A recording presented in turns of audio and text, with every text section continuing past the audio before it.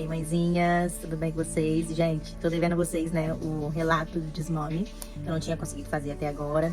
Tá muito corrido, tudo muito agitado por aqui. Dezembro é um pouco assim, né? Mas, passando aqui pra falar de maneira breve a minha experiência, porque eu acho que toda experiência que a gente escuta de alguém que passou por uma situação que a gente vai passar, nos acrescenta de alguma maneira, né? E eu costumo dizer que o desmame é nosso, porque ele começa na mãe e termina na criança, né? A gente tentou o desmame outras 3 vezes, mas aconteceram situações pontuais que eu gostaria até de falar com vocês que eu não repetiria se eu tivesse outro filho, sabe? Por exemplo, a primeira vez que a gente tentou o desmame, eu não estava preparada.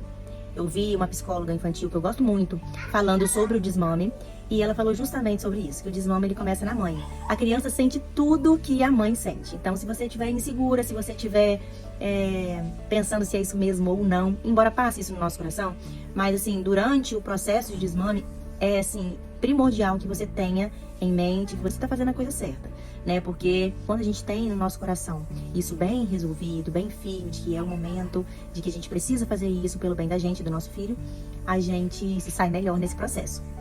Eu não tinha noção que eu era muito apegada nisso. Sempre foi meu sonho amamentar a Maria Alice. Sempre pedi muito a Deus durante toda a gestação que eu conseguisse amamentar, porque era meu sonho mesmo. Então assim, eu tinha um sonho de ser mãe de menina e amamentar.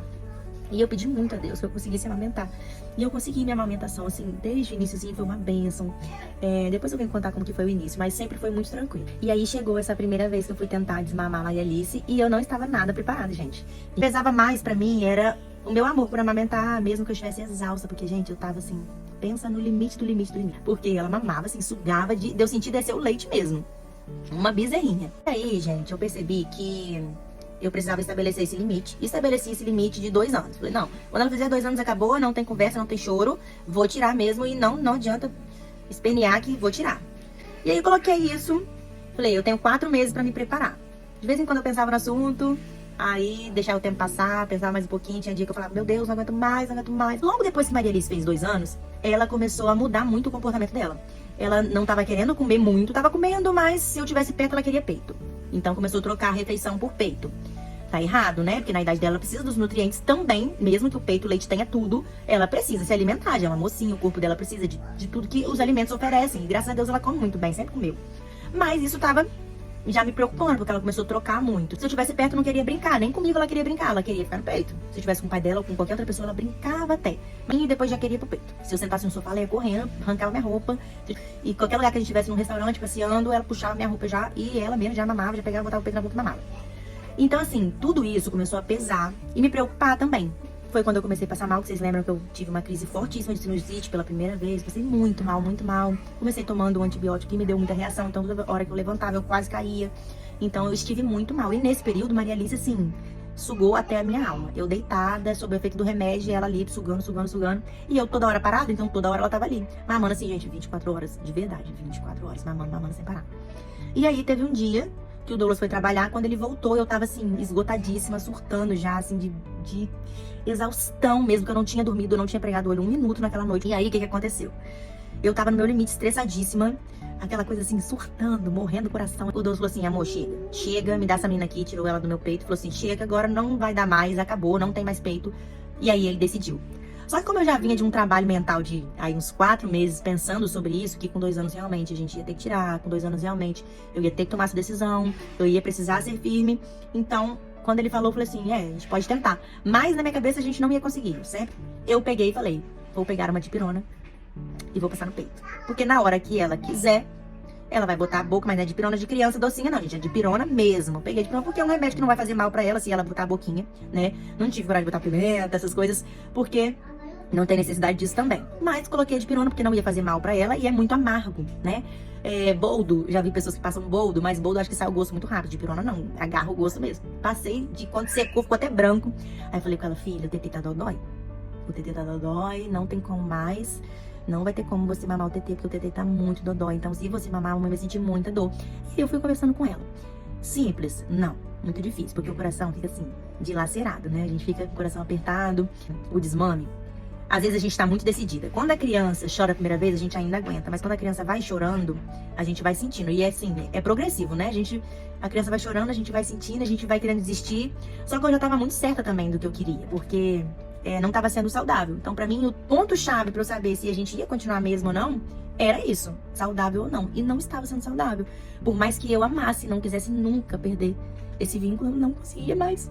Eu tava, assim, extremamente cansada, esgotada, e eu não tava conseguindo dar o meu melhor pra ela mais, sabe? Ela tava, assim, eu tava muito estressada já, eu tava muito, muito estressada. Porque eu não conseguia dormir. Gente, eu virava a noite sem dormir. Porque ela era um peito e o outro, porque ela não queria um só também não, ela queria os dois. Então, eu não queria nunca perder esse vínculo com ela.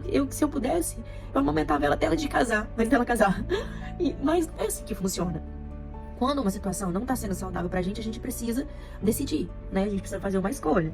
Ou a gente vai continuar e vai assumir os riscos dela não comer, dela não tá brincando, ela não tá vivendo outras coisas porque tá muito dependente.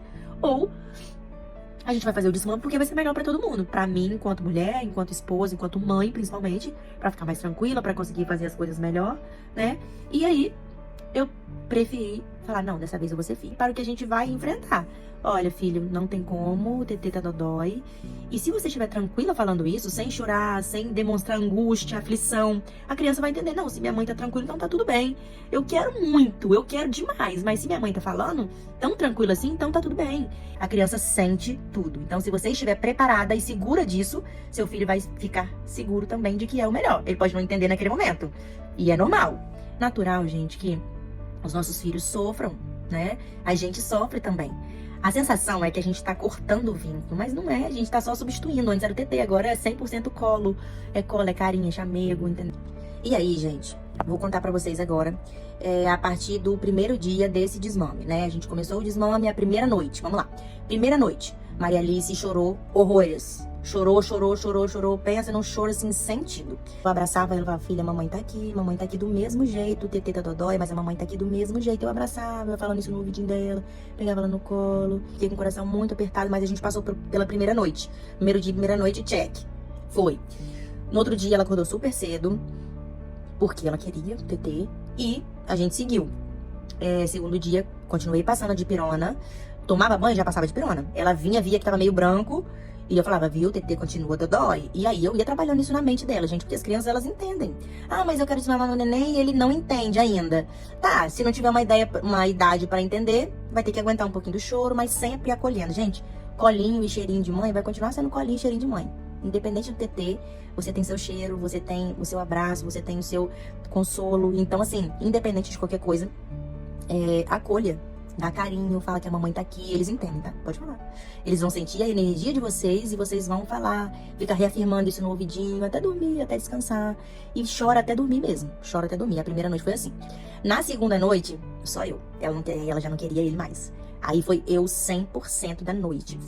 Foram 7 vezes que ela acordou na segunda noite. 7 vezes. Ou seja, eu não preguei o olho, eu passei a noite acordada, mas em prol desse objetivo, né? E sempre acolhendo, filha, mamãe tá aqui, fica tranquila. Aí ela pedia TT, mamãe TT. Aí eu lembro que o TT tá dodói, mamãe não pode te dar porque tá dodói, tá estragado, o leite não tá gostoso mais, mamãe não pode te dar. Mas a mamãe tá aqui. Aí eu botava ela no peito, botava no ombro e aí, no terceiro dia, o Douglas foi trabalhar. Nossa, pensa em uma pessoa que ficou ansiosa. Foi dando o horário da noite, eu já comecei a dar frio na barriga. Eu falei, meu Deus, o que eu vou fazer hoje?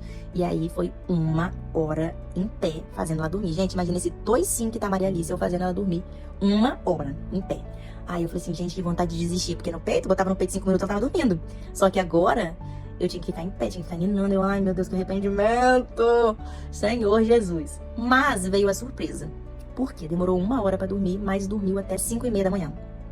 Então, no terceiro dia, no primeiro dia ela acordou cedo, no segundo dia ela acordou 7 vezes e no terceiro dia ela demorou pra dormir, porém dormiu até 5h30 da manhã direto. Aí eu acordei e falei, meu Jesus, como assim que a menina não acordou? Tô passada. E aí eu comecei a ver que tava mudando o sono dela no terceiro dia. E ela não acordou de noite pedindo TT. Aí eu falei assim, gente, eu acho que tá funcionando esse desmame, hein? Tá bom, aí eu fiquei até um pouco mais animada, mesmo com o coração apertado. Quando foi no quarto dia que o Douglas voltou, aí eu já fiquei um pouco mais sentida, porque eu percebi que ela não queria. Aí eu falei assim, ai meu Deus, agora eu acho que acabou. Acabou, porque ela não tá pedindo.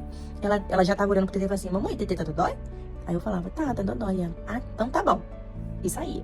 Ai meu Deus, agora acabou mesmo, agora ela não quer mais. E eu fiquei arrasada. E aí, que começou a minha luta interna, né, que eu não comi. Parei de comer. Fiquei muito triste. coisas que ninguém sabe, tá? Porque a gente aparece rindo aqui e vocês não sabem a luta que a gente tá passando por dentro. E aí eu fiquei arrasada, não comi 2 dias direto, fiquei assim, só comendo o básico pra me manter de pé. Mas muito triste, porque eu pensando, né? Tô acabando com o meu vínculo com minha filha, ela não vai querer nem olhar na minha fuça. Só que ela já estava muito mais próxima de mim.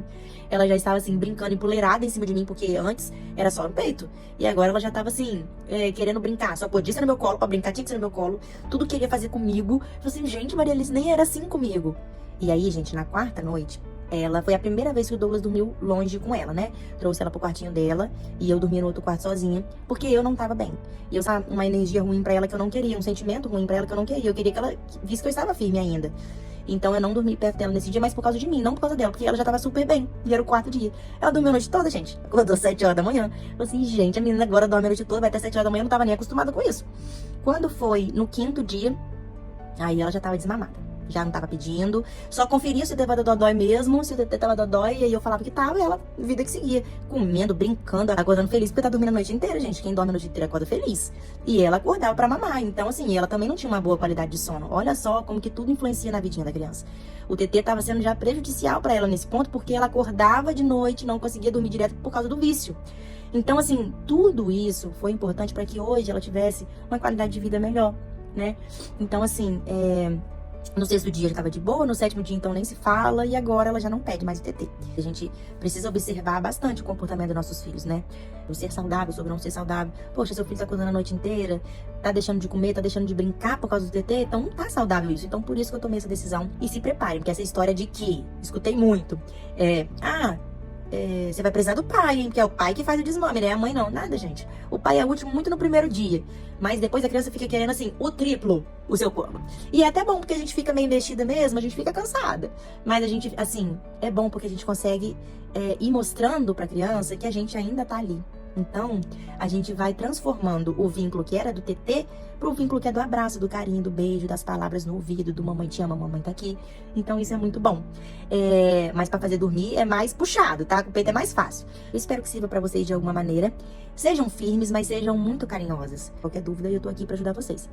E é isso.